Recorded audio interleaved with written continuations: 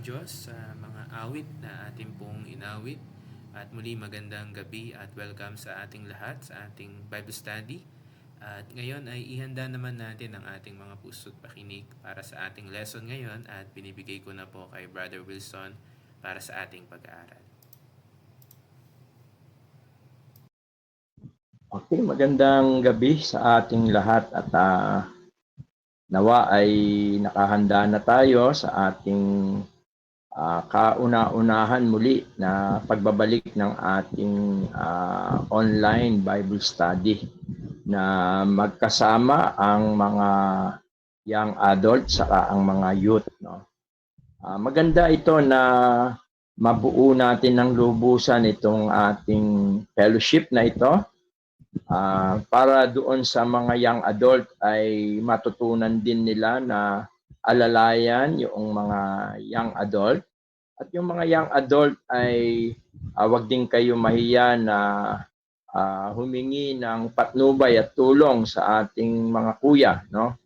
Lalo na sa spiritual, ganun din sa mga pag-aaral dahil ang mga young adult natin ay halos nakatapos na rin sa mga pag-aaral kaya baka makatulong din sila. Kaya ito yung layunin ng ating joint na ito. Bukod sa siyempre ang pinaka focus natin ay yung bagay na spiritual. Kaya muli ay magandang gabi sa ating lahat at katulad ng nabanggit natin doon sa ating GC, ang ating lesson ngayon ay one of the most important truth in the Bible and the most important things to receive, to experience in our entire life. Yung buong magiging buhay natin dito, napakahalaga ng bagay na ito na dapat nating matutunan mula sa mga salita ng Diyos. Gusto nyo bang hulaan? Can you guess what is our lesson today? Baka meron sa inyo na gustong mag-guess. Anyway, guess lang, okay lang kung hindi tumama, kung ito man ay masapul o kung ito man ay madaplisan. Baka gusto nating mag-guess. Sige, tatawag ako siguro ng mga ilan. Sa palagay kaya natin, ano kaya itong mahalaga na lesson o na dapat nating matutunan mula sa Biblia. Brother Renmark, baka meron kang guess. Sige, magtatawag ako. Yung tatawagin ko ay kung pwedeng mag-open ng cam and then ay magsalita kahit konti lang kung ano yung guess natin. Brother Renmark, ano kaya yung guess natin, Brother Renmark, dito sa importante, one of the most important truth in the Bible? Wala ba si Brother Renmark?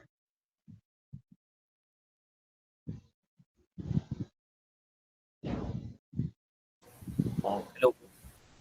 Ayan, Good evening. Brother Ren.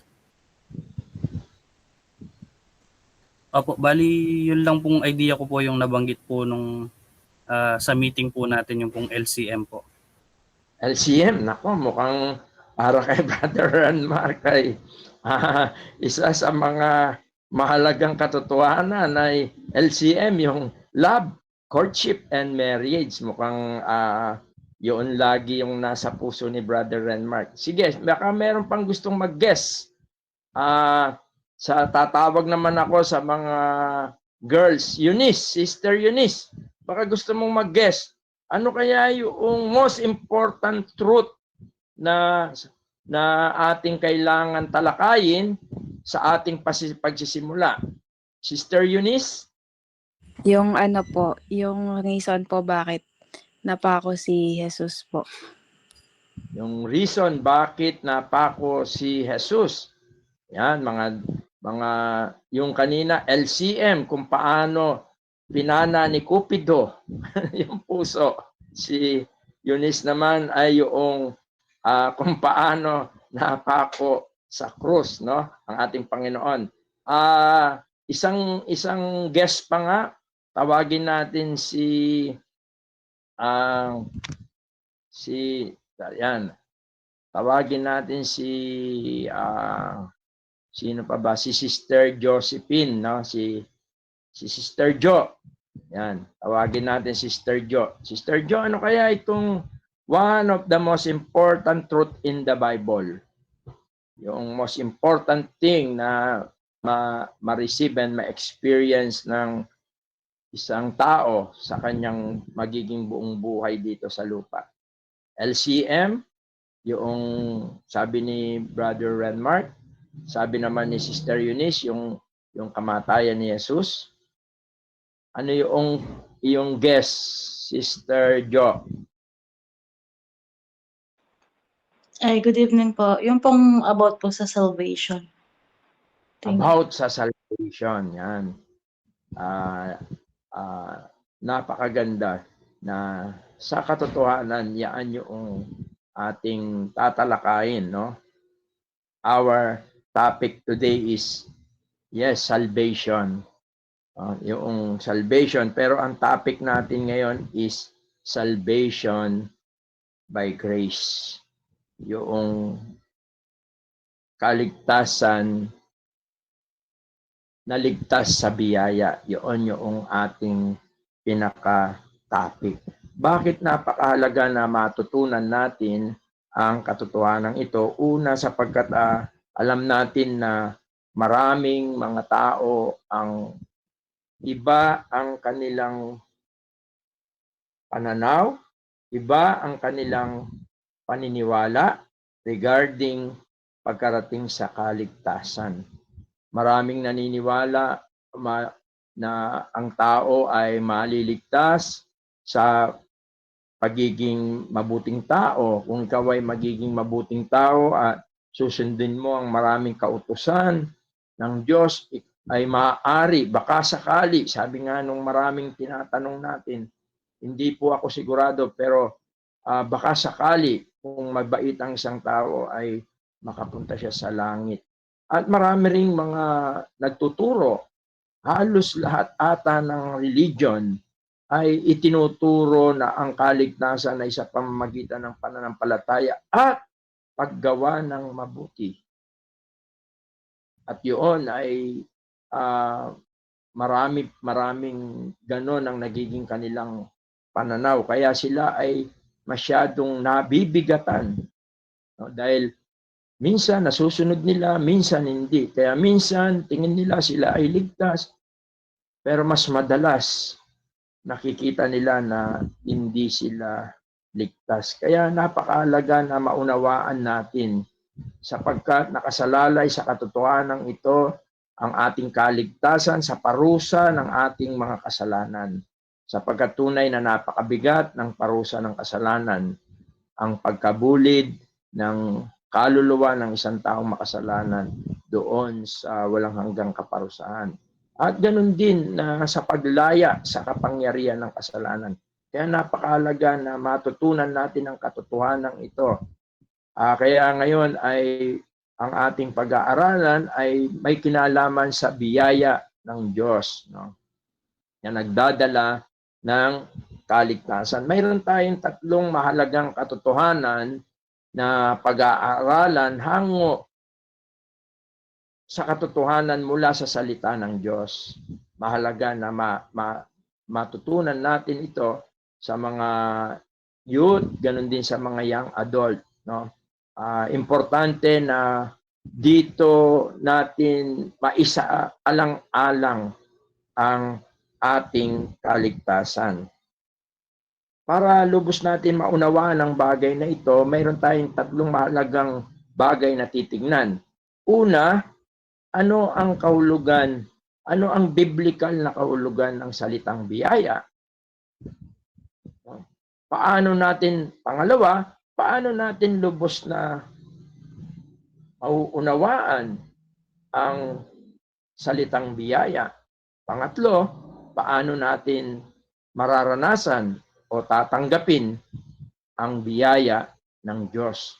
Napakahalaga na atin itong matutunan ngayong gabi at sa tulong ng mga salita ng Diyos ay titingnan natin ang ilang mga katotohanan sa bagay na ito. Ano ang biblical ba na kahulugan ng biyaya o yung salitang grace, no? Kasi doon sa Efeso 2:8-9, maliwanag doon sinasabi, for by grace are you saved through faith. It is not of yourself, it is the gift of God. So that you cannot boast, ang sabi ron, no, sa Ephesians. Siguro tingnan natin kung makakapag-share si Brother John ng Word of God o si Brother Renmark. Sabi niya, sapagkat sa biyaya kayo'y nangaligtas sa pamamagitan ng pananampalataya. At ito'y hindi sa inyong sarili. Ito'y kaloob ng Diyos. It is the gift of God. Tapos doon sa verse 9, sinasabi ron, hindi sa pamamagitan ng mga gawa upang ang sino man ay wag magmapuri. Not of works, lest any man should boast. Mahalaga na para lubos nating matutunan, makamtan ang kaligtasan sa biyaya, ay dapat din naman na maunawaan natin ang tunay na kahulugan nito. Ano ba ang biblical na kahulugan ng biyaya? Sa konteksto ng Biblia, ang biyaya, no, mula sa salitang Grego na charis o charis. Yun ang kanyang Greek word.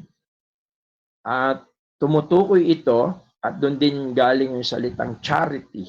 No? Yung charis. Yun yung Greek, salitang Grego. Yung salitang biyaya o yung grace sa English, sa Grego, nagmula ito sa salitang charis. Ano ba ang ibig sabihin ng charis? Tumutukoy ito sa walang bayad at hindi nararapat na pabor ng Diyos sa atin. Doon yung galing yung charity. Kaya minsan doon yung mga mahilig manood ng concert, minsan mayroong charity concert, no? Mayroong charity concert. Hindi sila nagpapabayad sapagkat yung pag-aambag-ambagan ng mga tao o yung ibabayad sa kanila ay ibibigay nila sa isang katulad halimbawa sa Africa, katulad noong nagkaroon ng yung inawit nila yung We Are the World, no? Yun ay charity concert kung saan ay inihandog nila doon sa mga tao doon sa Africa. Kaya yun ang ibig sabihin sa yung charis, tumutukoy sa walang bayad at hindi na nararapat na pabor ng Diyos sa atin. Ito yung kanyang pagmamahal, pagpapala, na ibinibigay kahit hindi tayo karapat-dapat dahil sa ating mga kasalanan. Maliwanag sa Biblia na tayong lahat sa Roma 6:23, maliwanag na tayong lahat ay nagkasala. Ang sabi ron, meron dalawang katotohanan doon. Sa Roma 6:23, sabi niya, sapagkat ang kabayaran ng kasalanan ay kamatayan. Yun. Datapwat ang kaloob na walang bayad ng Diyos ay buhay na walang hanggan kay Kristo Jesus na Panginoon natin. At yan ang nararapat sa atin. Dahil lahat tayo, ang sabi rin ng Biblia, sapagkat ang lahat ay nagkasala sa Roma 3:23. Maliwanag yon na sinasabi na ang lahat ay nagkasala at hindi nakaabot sa pamantayan ng Diyos. Doon sa Roma 3:23. At gusto ko itong tingnan natin yung salitang for all have sinned and come short of the glory of God.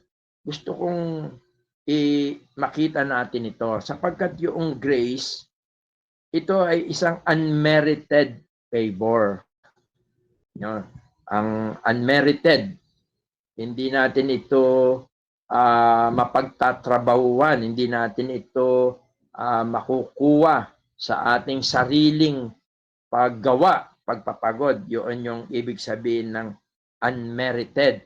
Kaya dito maliwanag dito sa Roma 3:23, maliwanag na ang kaligtasan, you cannot earn salvation.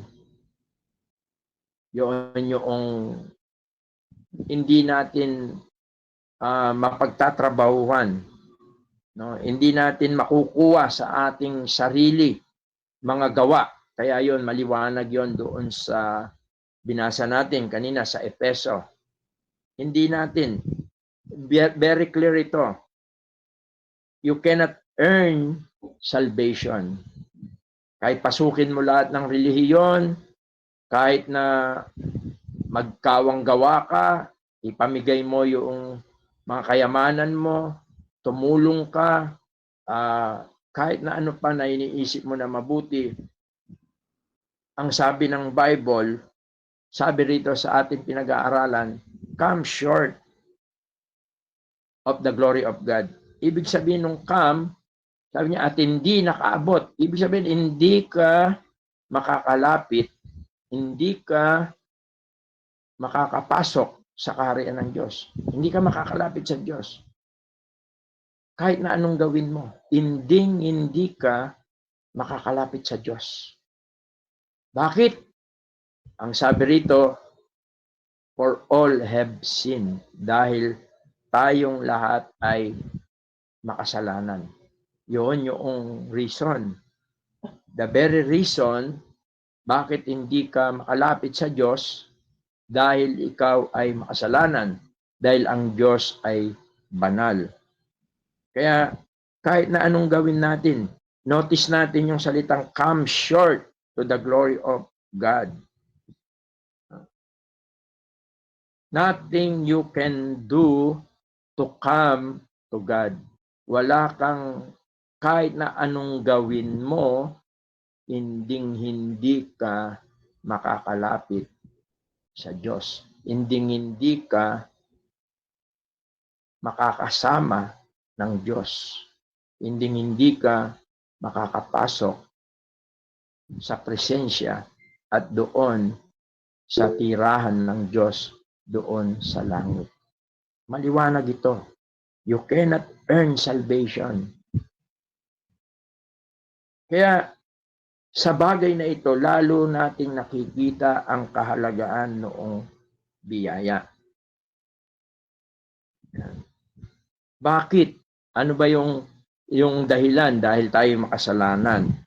Ano ba yung sabi rito, no? For all have sinned. Yan. Gusto ko na makita natin ito. Bakit ba tayo ay sinner? Bakit tayo ay sinner? Bakit tayo ay nagkasala? Siguro yan ang isang magandang tanong, no? You are a sinner not because you sin. Hindi ka naging makasalanan dahil nagkasala ka. Kundi, kaya ka nagkasala dahil makasalanan ka. Yun yung katotohanan. Kaya kahit na anong gawin mo, hindi mo kayang baguhin yung iyong kalagayan o yung tinatawag na nature. Sapagkat tayo ay sinful nature. Yun ang kalagayan natin. Sapagkat simula nung magkasala ang mga naunang tao, nung magkasala si Adan at si Eva, lahat na nang ipinanganak simula noon hanggang ngayon ay makasalanan. Yun ang kalagayan natin. By nature, we are sinful. Kaya kahit na anong gawin mo, hindi ka talaga makakalapit. Kasi hindi mo kayang baguhin yung iyong nature, yung iyong kalagayan, yung iyong katauhan. Sapagkat ikaw ay makasalanan. Nothing you can do to change your sinful nature. Kahit nasabi ko nga, pamagay mo yung mga ari-arian mo, maging mapagkawang gawa ka, by nature, you are sinful pa rin. Yun ang kalagayan natin.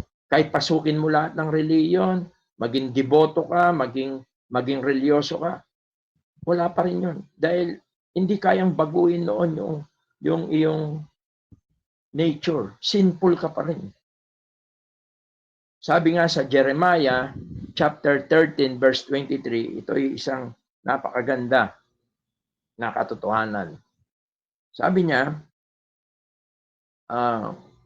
Jeremiah 13:23. Sabi rito, makapagbabago-baga ang Ethiopia ng kanyang balat. Yung mga Ethiopian eunuch kasi, ito yung mga parang maiitim, no? Pero wala siguro akong lahi na Ethiopia. Maitim lang talaga ako, baka yun. Kasi ang balat ng mga Ethiopian ay black sila.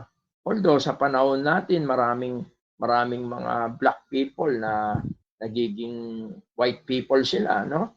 Because of yung mga medicine at iba-iba pang mga ginagamit. Katunayan si Michael Jackson ay isa sa mga proof nito na nabago niya yung kanyang skin, no? Yung kalagayan niya. Pero noong isulat ito, noong panahon na kay Jeremias, isang katotohanan na ito na hindi kayang baguhin ang kulay ng isang tao. At ginamit niya rin dito, or the leopard is spot, they may also do good. Tapos sabi niya, yung leopardo, sabi niya, o ang leopardo ng kanyang batik. Yung leopard kasi batik-batik yan. Hindi niya kayang baguhin yon. By nature, ganun na talaga ang kulay niya.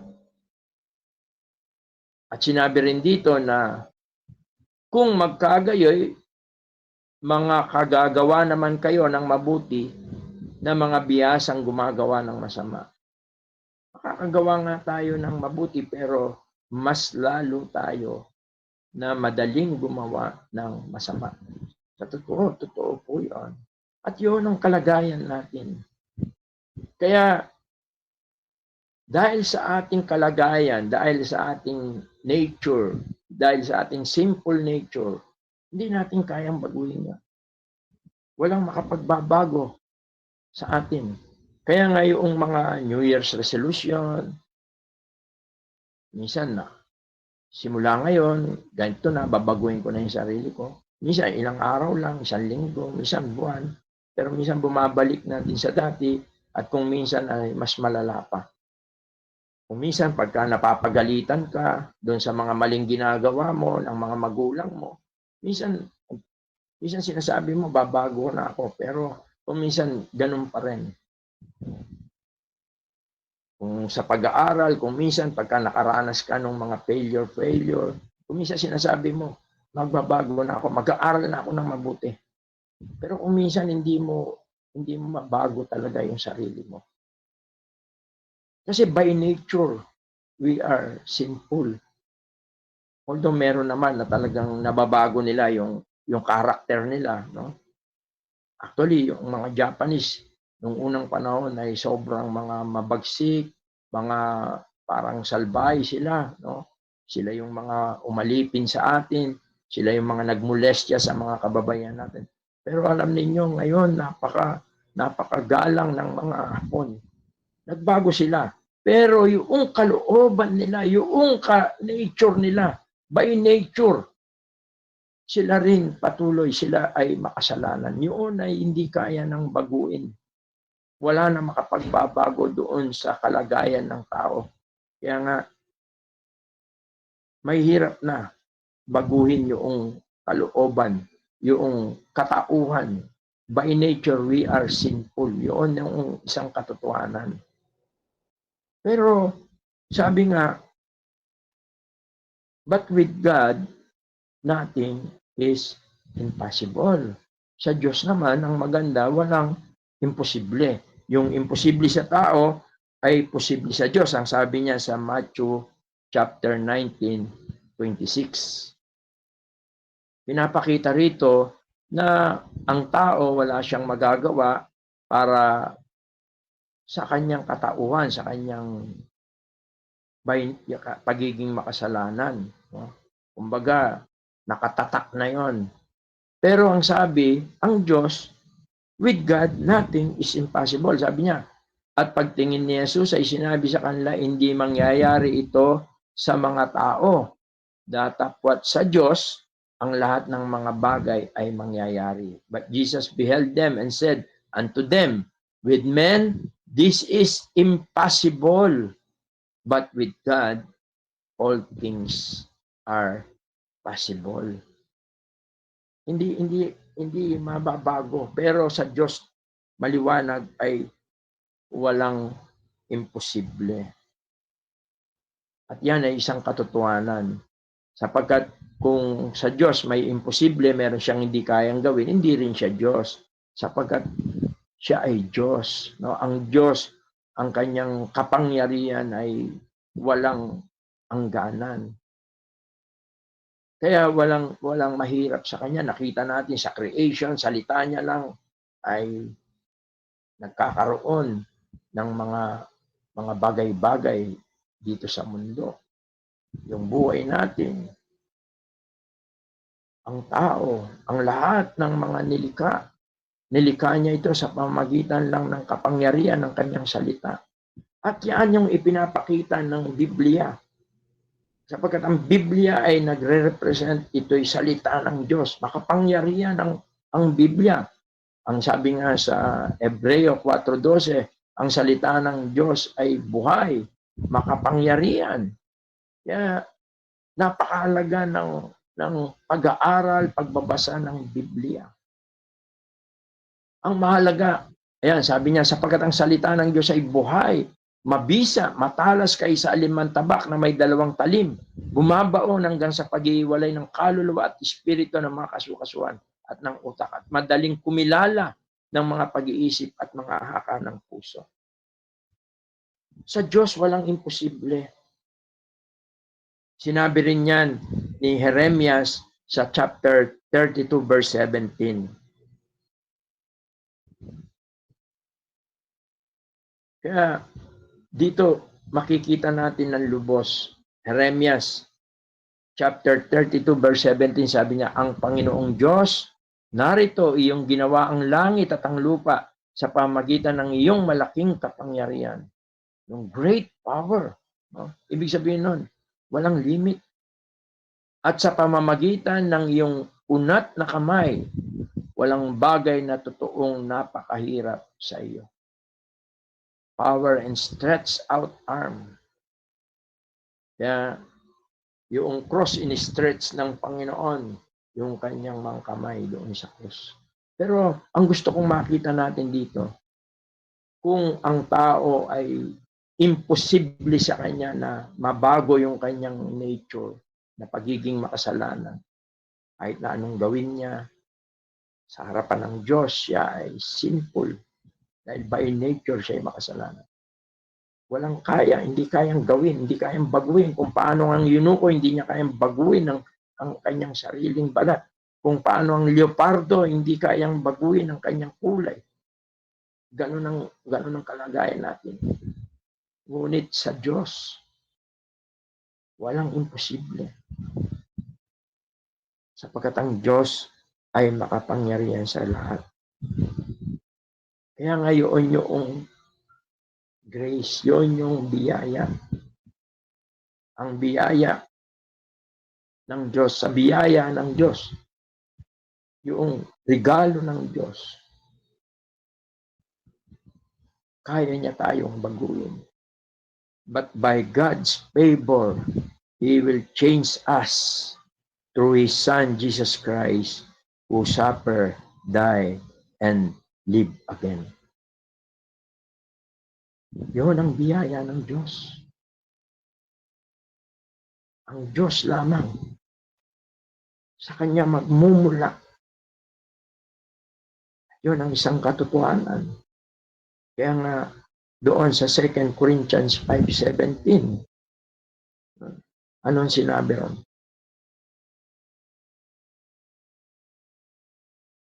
Sabi sa 2 Corinthians 5:17, if any man, ang sino mang, kaya't kung ang sino man ay na kay Kristo, siya'y bagong nilalang. Ang mga dating bagay ay nagsilipas na. Narito sila'y pawang naging mga bago. Actually, hindi lang yung attitude natin yung binago rito, yung within. Therefore, if any man be in Christ, ang sino man na kay Kristo, ito ay isang foundational Bible verse about spiritual transformation. Isa itong napakahalagang katotohanan. Talata, katotohanan na tanging kay Kristo lamang mararanasan natin yung change, yung new creature. Napakaganda, di ba? If any man be in Christ. Why? Why? Because alam nyo ba na alam nyo ang biyaya, kita natin ang kahulugan ng biyaya. Alam nyo ba na ang biyaya ay walang iba kundi si Jesus? Si Jesus ang biyaya. Sabi sa John 1:16 to 17. Pero tingnan natin, no? Para makita natin why in Christ experience change or becoming new. No? Sabi niya, sapagkat sa kanyang kapuspusan ay nagsitanggap tayong lahat at biyaya sa biyaya. Sabi niya, sapagkat gusto ko munang sapagkat sa kanyang kapuspusan, tinutukoy dito ang Panginoong Hesus. Kung babasahin natin doon sa verse 15, sa mga unang talata, siguro, sabi rito, pinatotohanan siya ni Juan at sumigaw na nagsasabi, ito yaong aking sinasabi, ang pumaparitong nasa ulian ko ay magiging una sa akin sapagkat siya'y una sa akin. Ang tinutukoy dito na one si John the Baptist nung makita niya ang Panginoong Hesus. Kaya ang tinutukoy dito ay walang iba kundi ang ating Panginoong Hesus. At doon sa verse 16, napakaliwanag na sinasabi, sapagkat sa kanyang kapuspusan ay nagsitanggap tayong lahat at biyaya sa biyaya. Kay Jesus. Sa verse 17, maliwanag din. Makikita natin, sabi niya, sapagkat ibinigay sa pamamagitan ni Moises ang kautusan, yung mga utos, yung mga rules, yung mga do's and don'ts. Huwag mong gagawin to, huwag mong kakainin ito, dapat ganito ang gagawin mo. Maraming kautusan na ibinigay. Pero ang kautusan na ito ay nagdala ng kamatayan sapagkat ang sino mang sumuway sa kautusan ay mamamatay. Kaya yung kautusan na dala ni Moises, yung mga rules, naging pabigat ito. Parang mabigat na dala-dala ng mga tao. Yun yung, subalit ang sabi niya, for the law was given by Moses, yung law, nagdala ito ng kamatayan, but grace and truth, sabi niya, come by Jesus Christ. At ang katotohanan ay nagsidating sa pamamagitan ni Jesucristo. Kaya kung titingnan natin ang tunay na biyaya para lubusan mong maunawaan kung ano ang biyaya, kailangan mong lubusan na makilala ang Panginoong Yesus. Sapagkat siya ang nagdala ng biyaya. Sapagkat siya ang biyaya. Siya ay puspos ng biyaya, ng katotohanan. Ang katotohanan ng siyang nagbubukas sa ating mga kaisipan upang makita natin ang mga bagay-bagay tungkol sa Diyos. para sa Diyos. At napakahalaga nun. At mararanasan mo yon sa pamagitan ng ating Panginoong Yesus. At alam ninyo, ang biyaya na yan na dumating sa atin ay para po sa lahat ng tao. Ang sabi sa Titus chapter 2 verse 11, nakita natin na ang biyayang ito ay walang iba kundi ang ating Panginoong Yesus. Kaya nararapat na makilala natin si Jesus. Sabi niya, sapagkat napakita, ito yung tinutukoy dito, ang biyaya ng Diyos. Yung salitang sa English, for the grace of God that bringeth salvation had appeared to all men. Yung salitang appeared dito, ito yung noong ang anak ng Diyos ay nagkatawang tao. Yun yung salitang appeared. At ang biyayang ito, si Jesus, na dumating dito sa lupa, na ipinanganak sa pasabsaban at napako at namatay doon sa krus, inilibing at muling nabuhay, siya yung nagdadala ng kaligtasan. At hindi lang kaligtasan, sapagkat ang biyaya ay may dala-dala ring kapangyarihan at kalakasan sa buhay natin bilang isang Kristiyano. Sabi sa 2 Korinto 12:9. Kaya kapag lubos mong nakilala ang Panginoon at sinampalatayaan mo ang Panginoon, tinanggap mo ang Panginoon, makakamtan mo ang biyayang kaligtasan sapagkat sa Kanya nagmumula. Siya ang may dala-dala na kaligtasan. At hindi lang kaligtasan, kundi kalakasan. Sabi rito, at siya nagsabi sa akin, ang aking biyaya ay sapat na sa iyo, sapagkat ang aking kapangyarihan ay nagiging sakdal sa kahinaan, kahit bagkus akong nagmamapuri na may malaking galak sa aking kahinaan, upang manahan nawa sa akin ang kapangyarihan ni Kristo. Ang kapangyarihan ni Kristo, ang biyaya na pag tinanggap natin si Kristo, hindi lang ito nagdadala ng kaligtasan, nagdadala rin ito ng kalakasan. Sapagkat dito, kung titignan natin, nagiging mahina si Pablo, maaring ito'y physical, spiritual. Pero sabi niya, ang aking biyaya, nananalangin siya sa Diyos. Kung babasahin natin yung mga unang talata rito, nagpe-pray siya. 3 beses siya nagpe-pray na naway alisin yung thorn in the flesh. Pero ang sagot ng Diyos sa kanya, ito sabi niya, tungkol dito yung makaitlo akong nanalangin sa Panginoon upang ilayo ito sa akin. Verse 9.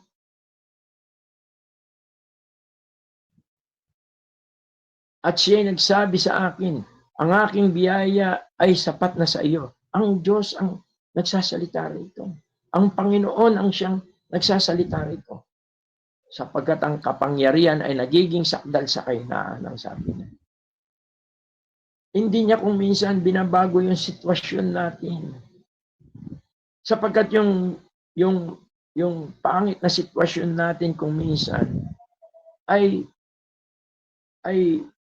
daan niyaan para maranasan natin ang biyaya ng kalakasan na dulot ng Panginoon. Kaya minsan hindi niya binabago man yung ating kalagayan o yung mga suliranin o yung mga karamdaman o yung mga problema o kung ano man yung kalagayan natin.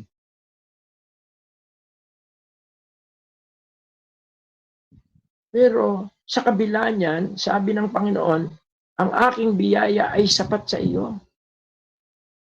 Si Kristo ay sapat sa ating lahat. Kaya nga sabi sa English, my grace is sufficient for thee, for my strength is made perfect in weakness. Napakaganda. Sapagkat yung kalakasan ng Panginoon, nararanasan ng siyang tunay. Yun. Maliwanag dito na ang biyaya ay si Kristo. Si Kristo ang biyaya. Kaya, Pag nakilala mo ng lubos si Kristo sa iyong buhay, at si Kristo'y tinanggap mo at sinampalatayaan mo sa iyong buhay, lubos na mauunawaan mo at mararanasan mo ang biyaya ng Diyos. Hindi lamang doon sa kaligtasan, kundi sa iyong araw-araw na pamumuhay, makikita mo, sasamahan ka ng Panginoong Yesus sa lahat ng pagkakataon ng iyong buhay. Hindi man nawawala ang mga suliranin, mga kahirapan sa buhay na ito, malalagpasan mo ito ng punong-puno ng kapayapaan at kagalakan dahil alam mo na nasa iyo ang Panginoon sapagkat siya yung biyaya.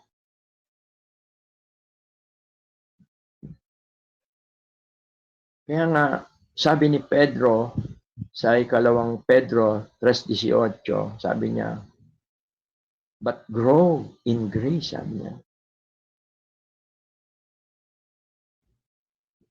Gusto kong tingnan natin ito. Yung 2 Peter chapter 3, verse 18, sabi niya, datapot magsilago kayo sa biyaya at sa pagkakilala sa ating Panginoon at tagapagligtas na si Jesucristo. Sumakanya nawa ang kalwalatian ngayon at magpakailanman. But grow in grace.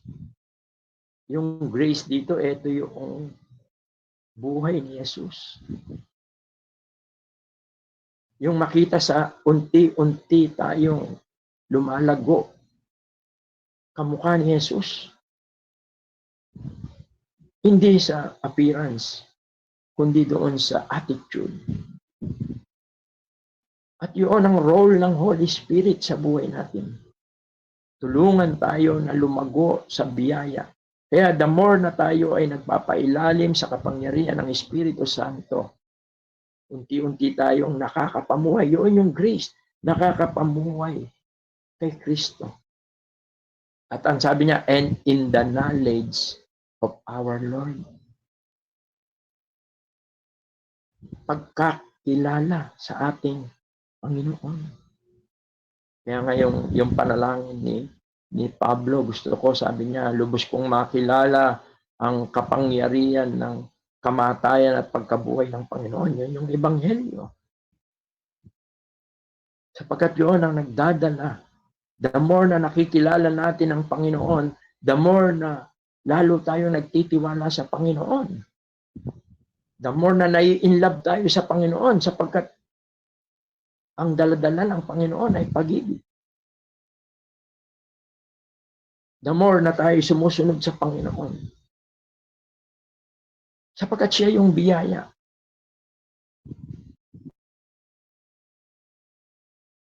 Kaya doon sa Romans chapter 5 verse 15, no? Ang sabi sa Romans 5, sabi niya, datapot gayon din ang kaloob na walang bayad ay hindi gaya ng pagsuway.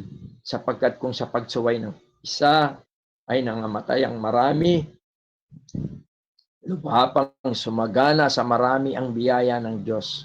At ang kaloob dahil sa biyaya ng isang lalaking si Jesucristo. Kaya mga kapatid, mga kabataan, napakahalaga na makilala ng lubos si Jesus at walang ibang paraan para makilala ang Panginoong Jesus kundi sa pamagitan ng salita ng Diyos sa Biblia. Sapagkat ang Biblia ay tinatawag na Christ-centered. Simula sa pahina ng 1 ng Genesis hanggang sa kawakasan ng pahayag, ang lahat ay tumutukoy kay Jesus. Sa matandang tipan, siya ay mga metaphor, mga paghahalimbawa, mga shadow. The entire Bible is about Christ. About God's love. At siya yung grace. If you want to really experience grace in your life, you must need to receive Christ as your Savior and to continue in Christ. To know Christ. Yan ang kahalagahan ng araw-araw na magbabasa ng Biblia. Para lumago ka sa biyaya. Lumago ka sa iyong buhay bilang mananampalataya. Kailangan natin noon. At kailangan mo itong sampalatayaan. Kaya yun doon sa Epeso, napakaliwanag, sabi niya, for by grace are you saved through faith. Parang sinasabi niya, kay Kristo ka maliligtas, kailangan lang paniwalaan mo. Sabi niya, sapagkat sa biyaya kayo nangaligtas. Kung ipaparaphrase nito, kay Kristo ka lang maliligtas. Kaya sabi ni Jesus, I am the way, the truth, and the life. No one comes unto the Father except through by me. Bakit? Bakit makakalapit ka na sa Diyos? Dahil sa biyaya ng Diyos, dahil babaguhin ka ng Diyos. Sa pamamagitan ni Kristo, babaguhin ka niya. By nature, babaguhin ka niya. Within, babaguhin ka niya. Magkakaroon ka ng tinatawag na bagong pagkatao. Yung tinatawag na new life in Christ. At hindi natin kailanman mararanasan yung bagong buhay na ito hanggat hindi tayo lumalapit kay Kristo. At ito ang kailangan natin. Maranasan, makilala si Jesus, tanggapin si Jesus bilang Panginoon at tagapagligtas. At bibigyan niya tayo ng bagong pagkatao. Yung tinatawag na divine nature. At ang divine nature na yan ay mararanasan lang natin sa pamamagitan ni Kristo. Sa pamamagitan ng ating Panginoon. Sa pamamagitan ng mensahe ng magandang balita. Liban sa magandang balita. Sabi nga doon sa unang Pedro, tignan natin. Sa unang Pedro, First Peter, hindi ako nagkakamali, sa chapter 1, sa bandang huli, bandang verse 23 ata, no? Tingnan ko lang, sabi niya, 23. Sabi niya rito, yamang ipinanganak kayong muli, hindi sa binhing nasisira, kundi sa walang kasiraan, sa pamamagitan ng salita ng Diyos na nabubuhay at namamalagi. Ito yung being born again. No? Not of corruptible seed, but incorruptible by the word of God. Actually, ito yung gospel.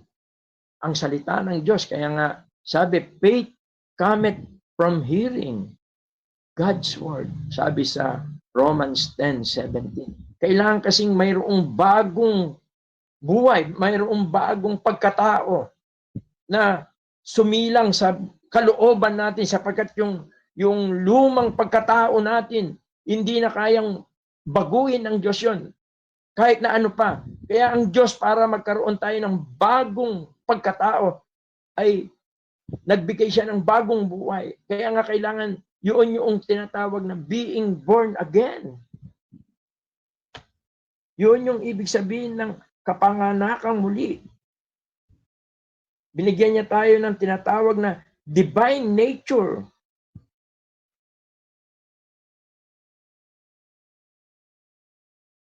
At ang divine nature na ito yung kalikasan ng Diyos.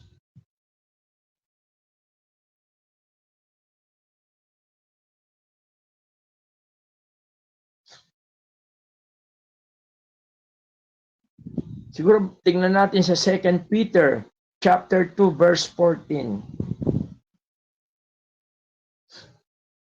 Sabi niya sa 2 Peter chapter 1 verse 4. Para makita natin itong biyaya na ito. Sabi niya na may mga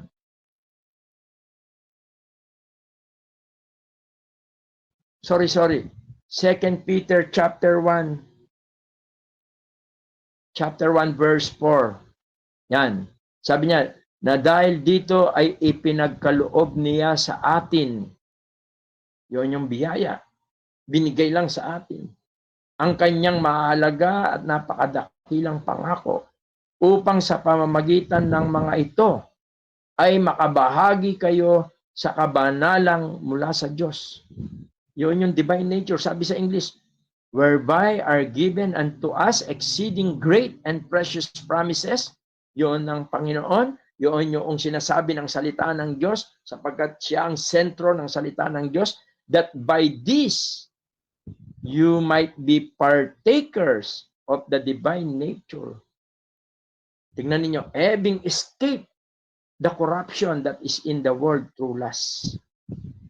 Yamang nakatanan sa kabulukan sa sanlibutan dahil sa masamang pita. Kaya sa pamagitan ni Kristo, sa pamagitan ng ating Panginoon, sa pamagitan ng pananampalataya at pagtanggap kay Jesus, ang Diyos ay nagsilang, born again, nagsilang ng bagong buhay sa atin. At yung buhay na yon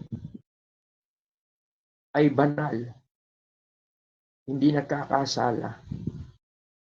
Kaya kung yung buhay na yon, yung new nature na yon, ang siyang makikita sa buhay natin ngayon, mararanasan natin hindi lamang yung kaligtasan sa parusa ng ating kasalanan, kundi maging sa kapangyarihan ng kasalanan. At yun ay sa pamamagitan ng pananahan ng Espiritu Santo sa ating buhay. Kaya nga ang sabi sa Galatians, siguro, dito na tayo magwawakas. Galatians chapter 5. Nawa ay tunay na ang biyaya ng Diyos ay maranasan natin sa ating buhay. Galatians chapter 5.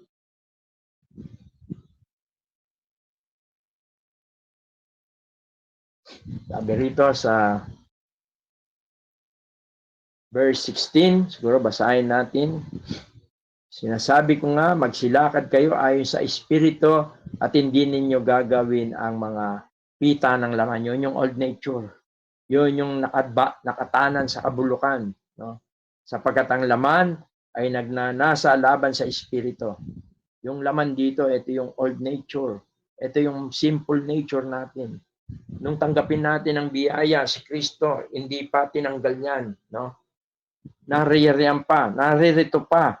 Kaya nga sabi niya, sapagkat ang laman ay nagnanasa ng laban sa Espiritu. Ang Espiritu ay laban sa laman. Sapagkat ang mga ito'y nagkakalaban upang wag ninyong gawin ang bagay na inyong ibigin. Kaya minsan yung pagka nandyan na si Kristo, yung biyaya ng Diyos, na kaligtasan at kalakasan, minsan meron kang gustong gawin na masama, hindi mo na ginagawa. Kasi naglalaban yung old nature sa yung new nature.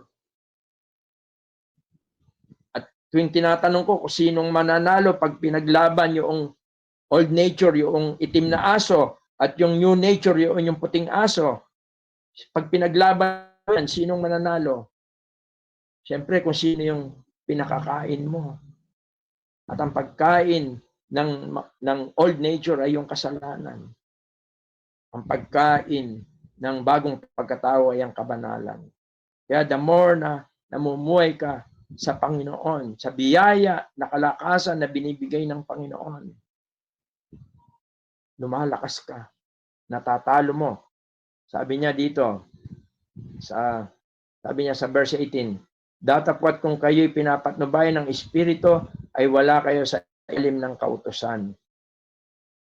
At sabi niya, makikita natin dito, kung tutuloy-tuloy natin, hayag ang mga gawa ng laman, sabi niya.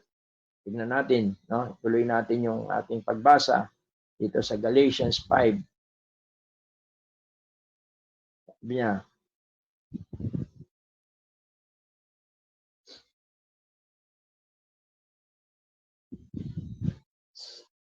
datapwat kung kayo pinapatnubay ng Espiritu ay wala kayo sa ilalim ng kautusan.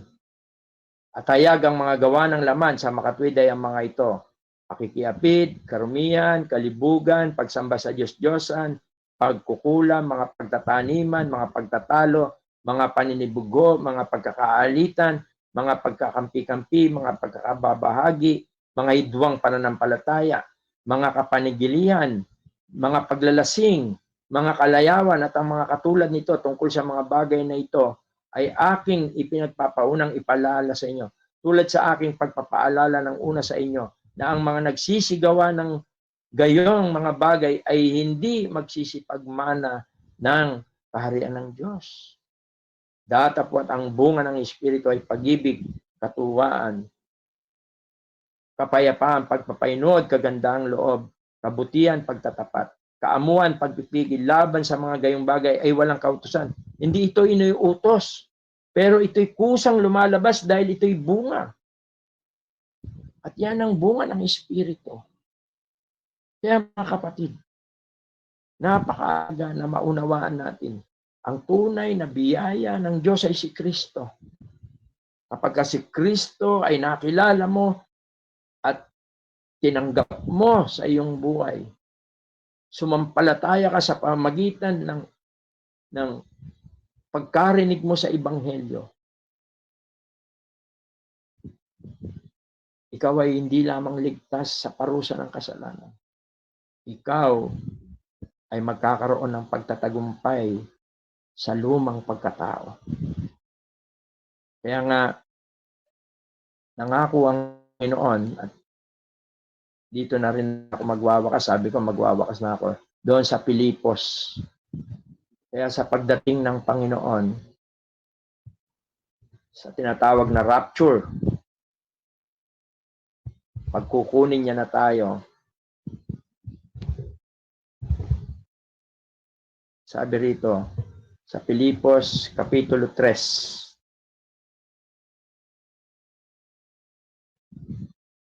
simula verse 20 hanggang 21. Sabi niya, sapagkat ang ating pagkamamamayan ay nasa langit, mula doon ay hinihintay naman natin ang tagapagligtas, ang Panginoong Hesukristo. Panginoon, nandun na siya sa langit ngayon. Na siyang pagdating ng Panginoon, na siyang magbabago ng katawan ng ating pagkamababa. Yung tinutukoy niyang makasalanan itong katawan na to. Sinful ito, by nature, makasalanan ito.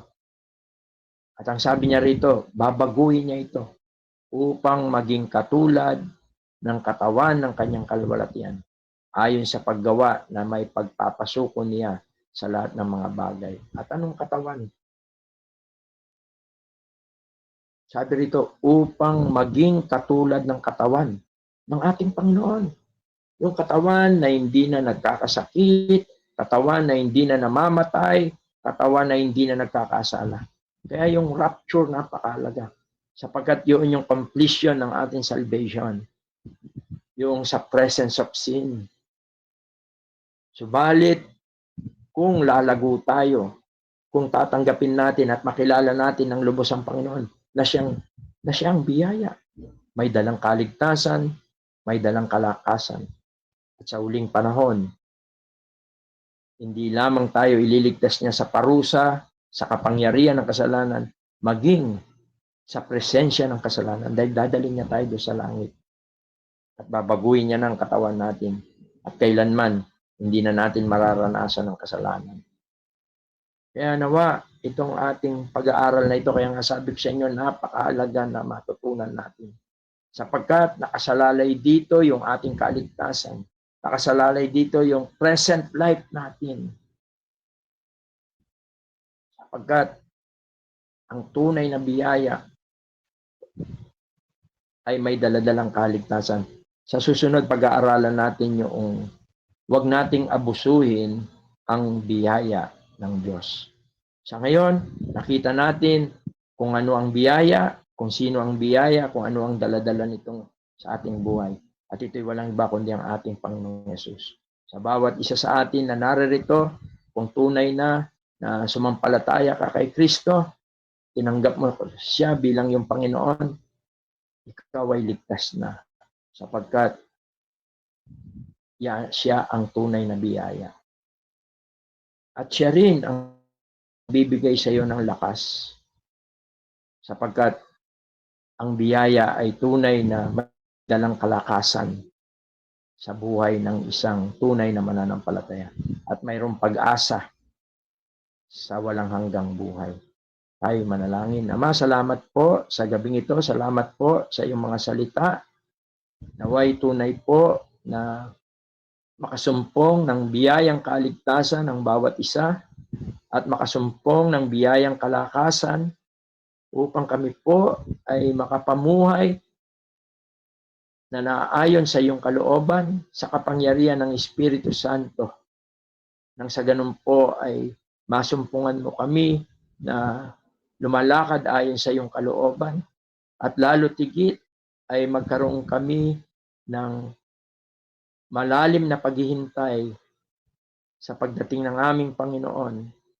Nang sa ganon ay lubusan na mabago ang aming lumang pagkatao at kami ay mabigyan ng mabihisan ng bagong katawan tulad ng katawan ng aming Panginoon na nararapat, karapat-dapat diyan sa langit. Pagpalain mo, O Diyos, ang iyong mga salita. Pagpalain mo po ang mga bawat kabataan, ang bawat tahanan at naway masumpungan mo kami na nabubuhay sa biyaya. At ang lahat po ng ito ay aming samot dalangin sa makapangyarihang pangalan po ng iyong bugtong na anak na si Jesus. Amen. Good evening and God bless bawat isa. Siguro ay, although anong oras na ba? Medyo napahaba ata yung lesson natin. Pero ganun pa man ay baka may mga question tayo. Pwede tayo magtanong o pwede rin na magbigay ng karagdagan yung iba sa atin. Lalo na yung mga ginagamit ng Diyos sa atin. O kahit na yung bawat isa. Baka merong gustong karagdagan or katanungan para lalo natin na mapalawak at matanim talaga ito sa ating buhay, no? Kaya nga, sabi ko sa inyo, ay napakahalaga nito. Sapagkat ito ang pinakamahalaga sa lahat na matutunan natin, nakita natin na ang biyayang ito ay ang Panginoong Jesucristo. Nagdadala ng kaligtasan, kalakasan, at higit sa lahat ng pag-asa doon sa buhay na walang hanggan. Meron tayong mga question. Balik ko muna sa ating MC.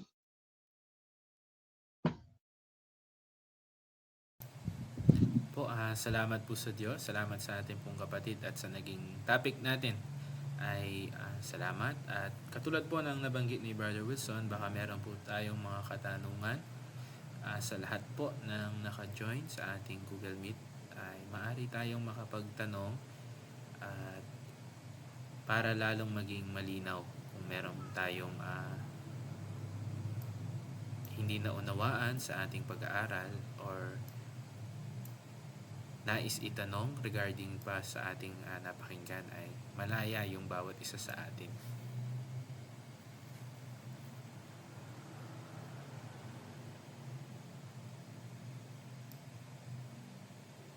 Okay, wala ba tayong question mga youth and young people?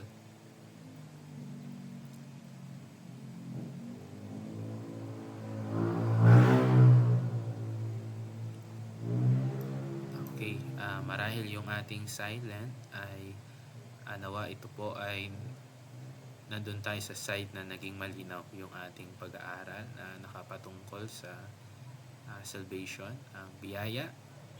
Napakaganda ng ating napag-aralan at nawa ang bawat isa sa atin tunay na natanggap niya ang biyaya na ito. Nakita natin ito yung nasa persona ng ating Panginoong Jesus. At sa ating reminder, ang ating online ay every other Tuesday at yung ating face-to-face ay every Sunday. Meron na tayong pag-aaral, mga practice. Kaya patuloy na encourage natin yung mga youth na maka-join sa ating mga pagtitipon. Sige, last call kung wala na tayong question. bago ko tawagin si Brother Bryle Binsi para sa ating closing prayer.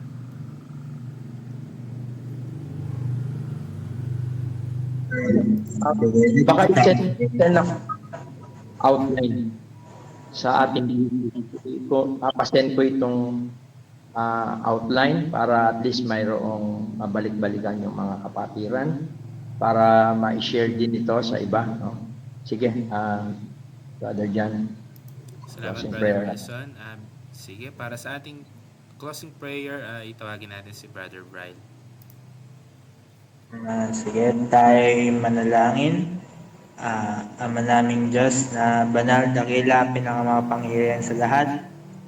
Maraming salamat po para sa pag-aaral na ibinigay niyo po sa amin at sa pagsama niyo po sa amin para sa aming unang online na pag-aaral sa aming mga young adult po.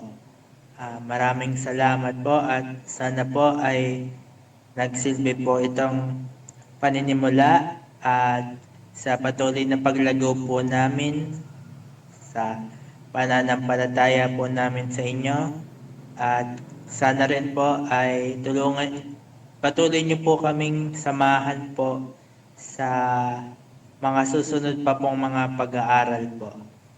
Maraming salamat rin po at sa inyong ginamit na tagapagturo at sana po ay biyayaan niyo po kami ng inyong puspos na spirito upang mas lalo po naming lubusan na maisapuso ang inyong mga salita. Maraming salamat rin po sa lahat po ng nakadalo po sa online na ito at sa mga susunod pa pong mga pag-aaral po. At sana rin po ay samahan niyo rin po ang mga hindi po nakasama sa pagsasama-sama na ito at sana po ay protektahan niyo po sila mula sa mga kapamakan na pwede mangyari. Yun lamang po. Maraming salamat po sa pangalan ni Jesus. Amen. Good evening po at God bless po sa ating pong lahat. Thank you po. Brother John, kung naka-record ba itong ating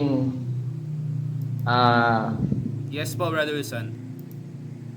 siguro pwedeng isend ni Brother Renmark doon sa mga absent para at least nakasubaybay sila kasi yung susunod na pag-aaral natin is regarding pa rin sa grace, yung don't abuse the grace of God. Yun yung pag-aaralan natin. Okay, sige, para makasubaybay sila sa mga aralin. Okay, good evening and God bless sa ating lahat. Pagpalain tayo ng Panginoon. God bless po. Salamat po. Thank you po.